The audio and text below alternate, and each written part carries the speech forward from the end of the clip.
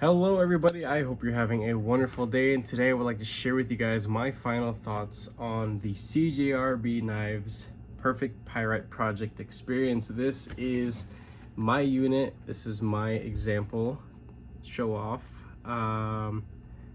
So this started on Kickstarter and I was one of the supporters. This thing took off like crazy, and rightfully so. The Pyrite, when it started in its base form with the G10 overlay scales and the drop point blade, and then when it came out with the Warncliffe, it's insane. This year was definitely the year of the Pyrite. I don't really think that there was any other knife that produced as many variations or was offered in as many flavors as this was. So I'm gonna go ahead and say that the design and the knife overall is definitely a highly recommendable knife, and I even have one of the more affordable base versions. It was the ARRPM 9 and stainless steel scales. I do have some content on that if you're interested in going and checking that out. I actually enjoy that knife so much that I did some light modifications to it, put a sec edge on there, and I actually donated it to Tri-State EDC's channel for his 7K giveaway a while back. Whoever won that knife, I hope that they're enjoying it and putting it to good use, because this is an excellent design. Now, I do have a lot of very strongly opinionated and controversial things to talk about here, so if you're just willing to hear me out, we can go through some stuff. Of course, we're going to do the typical weight and the size comparisons with my 6 size comparison knives, and then just wrap up by ranting about, I don't know, something. So a couple things actually. So there are 4 different tiers, 4 different levels of the Perfect Pyrite Project. Me being the person that I am, I wanted to go and get the nicest variation of it, the most elite version of the Perfect Pyrite. So the version that I got was significantly more costly than the other variations because of what is offered in the sense of the different materials and how this knife is actually optioned out the door pretty much. So versus the other tiers in ARRPM 9, this one actually has S90V. And one thing that I thought was kind of interesting is that I'll be linking down CJRB's website in the description if you guys are interested in going checking out all the different flavors that this thing comes in. There are a lot. That's going to take a while to go through them all, so I'm not going to do it. You can do that. But I noticed something that was kind of weird.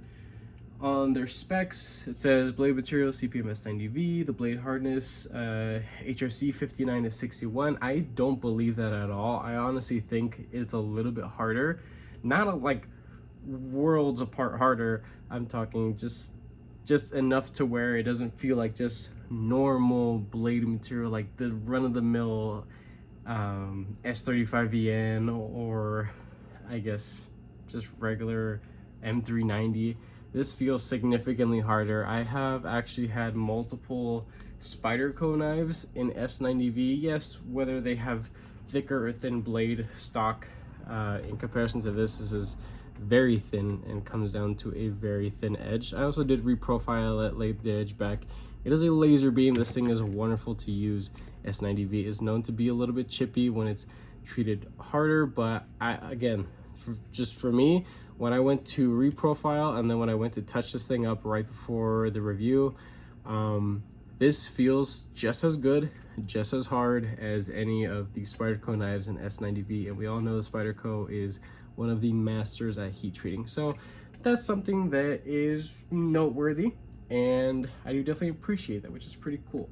So just from a sharpening experience standpoint, and I'm not a professional by any means, I'm most definitely a novice, but it's fun, and you learn to notice these types of things, how it feels on the stones and things like that. I'm on a fixed angle system, the Wicked Edge. It's pretty fun to use. It's dummy proof. That's why I got it, because I'm not doing freehand sharpening, that's for sure. I'll leave that to the pros. That is not me. So this variation, it looks like you can still pick it up, but the options are very limited at this moment in time. This guy is $214.28 for this exact variation. One of the biggest downsides, and one thing I was super disappointed in, and honestly it's going to be the reason why I'm actually going to be parting with this unit, along with the original packaging and the extra clip that I bought for it accidentally. I didn't realize in the specs of this particular one, the top 2 tiers of the Perfect Pyro project actually come with a titanium clip already installed, color matching of course, but they also allow you to purchase another one. And I was like, oh, okay, let me go get a titanium clip to match. It was an extra, like, I don't know, 15-20 bucks, sure, whatever. Turns out that the clip isn't actually meant for this knife. I'll show you in a sec, but the way that it's shaped, it's completely different. I tried to put it on it. It does fit, it sits nicely, but it's just shaped terribly, and it's a generic clip that's not meant for the Pyrite. And when you spend this kind of money, this isn't just entry level, beginner level type of knife we're talking about here. This is a knife that the enthusiast will most definitely like. This one's called the aficionado or whatever. I'm just trying to make it sound fancier than it actually is. There are a lot of things that this thing definitely hit the mark on, like the hardness. Again, in my opinion, I thought they hit the hardness pretty darn good, so I'm happy about that. The fit and finish is pretty good for the most part. It felt just pretty much like the budget one. So I mean, that's a good thing and a bad thing, because the budget one was so good with its action and its fit and finish and tolerances. You would think that by spending significantly more money, I'm talking about 4 times the money, you would think that maybe the tolerances and the fit and finish might be a little bit better. The break-in time for the button stick and disassembly and the hardware that they use, you would think that there'd be just a little bit more attention to that. There wasn't, unfortunately. So a couple things I want to go over, but let's do, what's it called? Let's do some size comparisons. So here we have the bug out. What else we got? The native 5. So definitely in between the two. This is definitely a medium-sized knife. So people with significantly large hands, I'm talking like double XL hands, this is gonna be small for you guys for sure. But for a guy with average hands, or gal with average hands, of course, this is something that there's a reason why it's become so popular, because it's a wonderful size. So we have Spyderco PM2 up here, and the crap, what is this thing called? The F5.5. I completely forgot what that was called. That's embarrassing. Whatever. Here we have this ginormous thing up here. This is the WE Knives Praxis.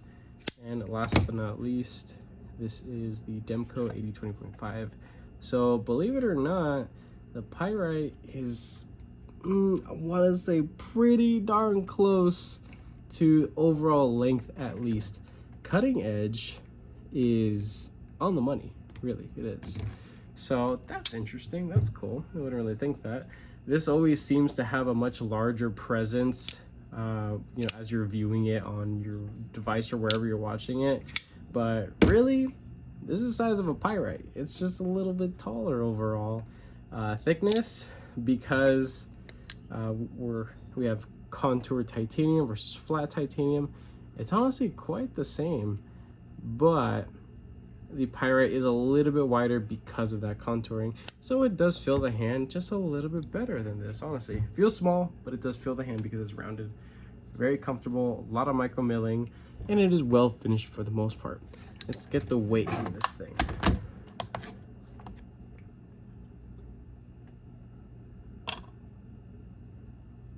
.9, 3 ounces, pretty darn good.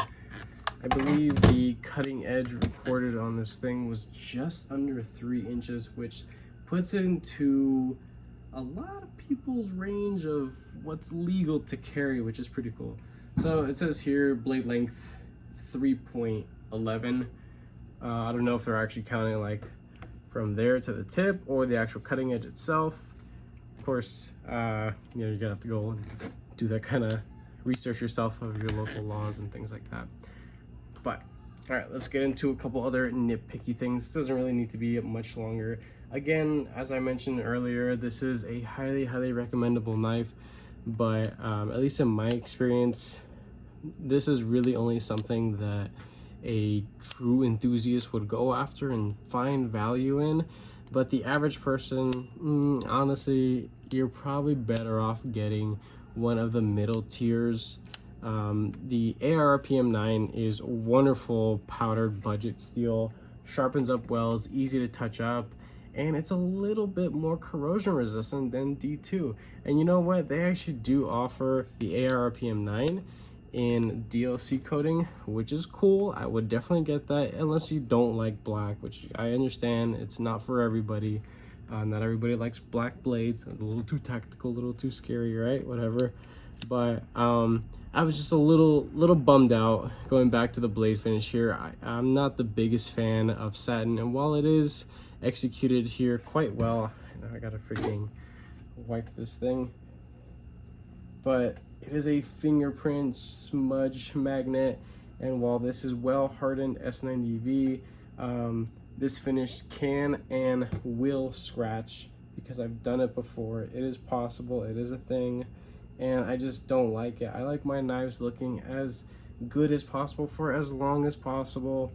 I do use them, that's why I do frequently sharpen, reprofile, touch up, and do basic edge maintenance. That is a very important skill, especially when you're climbing the ladder in this hobby. And it's not to say that like, oh yeah, well, you can't put a really good edge on a cheap knife. Oh, it's fun to practice on cheap knives. That's what's so wonderful about budget knives. But I would definitely say that I would much have preferred to get the option that I optioned for, or at least have been notified, being told like, hey, on your particular order, we're running behind or whatever, we're just gonna send yours out with the satin finish. It would have been nice if there was some form of communication, but I know for a fact that I did choose the option for their stone wash, sand wash, whatever the fancy one was. That is something I would have much preferred and would justify keeping this in the collection, because I'm paying for what this thing looks like, not just utility anymore. So I'm sure a lot of you enthusiasts out there would agree that at a certain price point, you start paying for how the thing looks more than, just, how it actually cuts. And it cuts very well. So this is an incredible cutting tool, but you're, again, over $200, and you weren't actually able to get exactly what you want. And I'm pretty sure a lot of other people were bummed out when they received theirs and they find out that they didn't get the finish that they wanted, because I'm sure a lot of people wanted that gorgeous stone washing, sand washing, polish finish that they have advertised. And if you go on CGRB's website, that option is no longer available. I don't know why. Maybe they were having some QC issues. Probably, I don't know. It's probably the safest guess just to say that they probably had some QC issues and decided to just scrap it and just go with this finish. Now, it is a beautiful finish in its own right. It's just, again, this is a satin, not for me. So I know a lot of people will definitely enjoy this. So I'm going to actually be selling this on NAF sale if anybody's actually interested. All the hardware on here, it's T6 galore. They are quality steel bits of hardware. They're just not too deep, so just make sure that the bits that you're using are fresh, and I mean like right out the little blister packet or the little Tic Tac box. If I could find it real quick. You get this on Amazon. This is I kid you not, a Tic Tac box worth of bits right there that I use. A T8 and T6 are in there, and when I find out that I have a knife that has I don't want to say sensitive hardware, but just shallow depth hardware. Is very shallow depth hardware. You do not want to strip this out. So just be careful with that. That is a thing. It's going to strip out quite easily. Two little standoffs there. Those are also steel. And then you have a standard popsicle style pocket clip. I do have two little scuffs right there. So that's something worth noting. And it's going to be on the official listing. You do have a pass-through for a lanyard, which is cool. It's not in the way of anything. It's not prioritized over the depth of the carry of the clip, or I guess the knife overall. You're gonna have that much sticking in your pocket, and it's a nice little pop of color sticking out of your pocket, I guess, but it's enough to get a grip of it, take it out, do what you gotta do, put it away, and you know, it's also extremely fun to play with once it's actually broken in. At least in my experience, I had some disgusting lock stick, absolutely garbage lock stick on this thing. I did not mess with the surface finishes. I let it break in as much as possible. I've taken this thing apart about 3 times to clean and then reapply proper lubrication. In this case, I was using KPL, and then using just a tiny dab of Loctite, the actual like glue stick looking Loctite on, of course, the main pieces, like the actual pivot here. So here you have a T8 on both sides. It is a what's it called? It's a free spinning pivot, but they're using a D-shaped actual like pivot itself. It's really weird. It's not actually captured, so that's kind of a bummer. So you do need to have 2 bits to take this apart, and again, make sure your bits are quality so you don't end up stripping or messing up anything or slipping out and scraping the crap out of your beautiful knife. Let's take a look at this inlay here. Quite wonderful how it's done. There is just at certain angles, there's a tiniest little lip right there. It is not a seamless transition. This is nowhere near Riot or what's the other guy that does a whole lot of work with inlays? I can't forget. You guys probably know who it is, who I'm talking about. But there's a couple brands out there that do just seamless inlay work in this price range. So that's also something too. And also the inlays on the one side, it most definitely could have been achieved on the other side. So that's definitely a corner that was cut, unfortunately. So lock stick didn't get the finish that I optioned, and shallow hardware. That's really about all the negatives. Besides all that, again, this is just my experience. I'm pretty sure there are plenty of people out there that are super happy with their purchase. But I want to go ahead and just open up the box. I still have all the original stuff. Honestly, I haven't really used this knife enough to I don't know, need to mess with any little extra bits in here. So you get the 2 little fuzzy pockets, some candy, a cleaning cloth right there, CGRB, and then this is the optional pocket clip that I got. As you can see, that is square. So when it sits on the space, it looks horrible. And again, I'm only mentioning this because in this price range, people pay for things to look good. So this is not good. But hey, that's gonna be in there. And it also comes with multiple sets of I guess pairs of screws, only for the pocket clip, not for the rest of the knife. This is just for the pocket clip. So there's that. But that's pretty much it. Do I recommend it? I definitely do. There's just a couple little downsides. The button lock has not been perfected yet. I know a lot of channels and a lot of other people say, oh, well, Civivi, they're the best ones. They've got it down. The Malibu from ProTech, I haven't experienced it, so I can't talk about that. Honestly, it's also overpriced in my opinion, especially the aluminum versions. I think aluminum is garbage. It just scratches way too easily. and you can't really like resurface finish it too easily unless you know how to work with aluminum. Titanium is a whole lot easier to work with. Maybe just a tad bit heavier, but even still, this is a 3-ounce object right here. It's not really gonna weigh much, but at least for me, I'm gonna just put this away, and later I will take pictures and post it on Napso if anybody's interested. So cost me, what was it? I think it was like $225. I'll probably ask like $150. I think that's more than reasonable. Reprofiled, very clean, very sharp, broken in for the most part. I'm still getting a little bit of stick here and there, which kind of a thing with the Pyrite. I had it with the budget one too, but it was justified when it was only a $50 knife. With this, not so much. So if you're interested in the project still and you didn't go and do the whole Kickstarter thing, I would say get one of the middle tiers.